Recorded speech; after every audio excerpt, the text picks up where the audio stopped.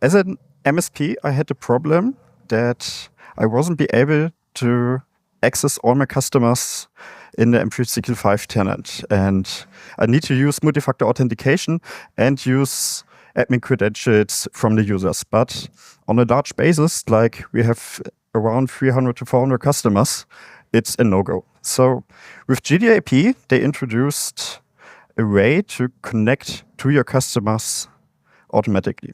Here I have a customer, a demo tenant, and I have set up my roles and GDAP via a security group.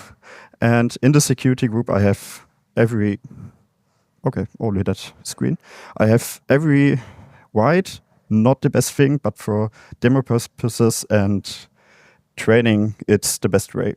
So in this security group, I have an administrator in our tenant that has every right. It needs to be global administrator.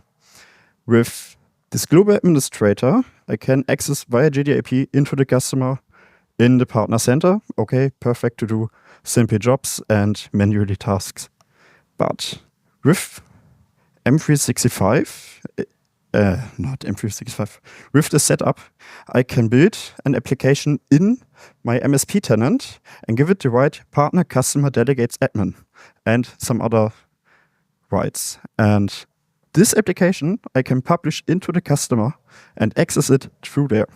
So what I've done here is I have a function to build my refresh token, to generate the access token from the refresh token, and function to consent the app into the customer. Here I have the rights that I need, and then I can publish it. So let's execute it. And build the partner access token.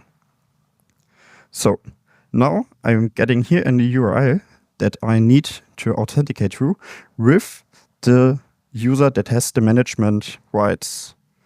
So here's what.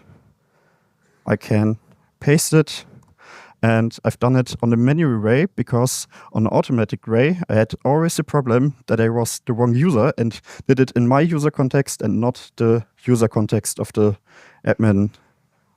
automation admin in our tenant. The second thing is when we have to copy this code here, I've made several times the mistake and copied the session state. We don't need it. So we paste it in here. I don't know why it does this since yesterday, but it works. So now I've executed the generate refresh token. I expanded the split with the partner refresh token, and I generated my partner access token. Partner access token. So we can see it here.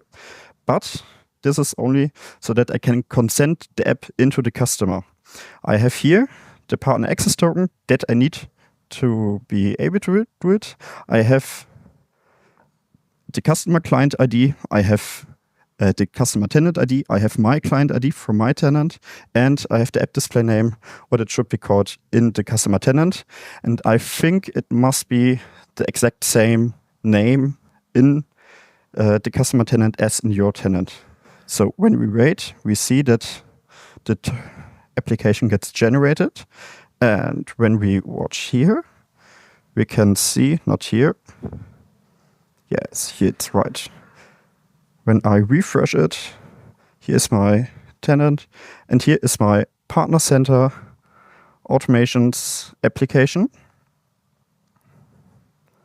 And I can see the rights here that I published this application with the permissions that I need. And now I can generate my access token for the Graph API. Here's the same. I need to copy it and paste it in here.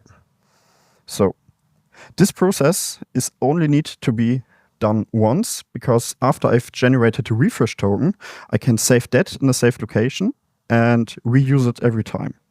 But for demo purposes, I'm generating it new. So copy that, paste it here. Oh, waiting.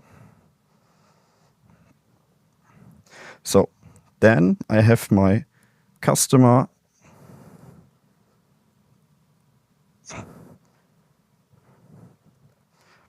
access token. We could inspect that in jwt.ms, but for time reasons, we are not doing that. And I have a script that connects with this token into the customer. And what I'm doing here is have a script that reads the license data from the users and export it to a CSV.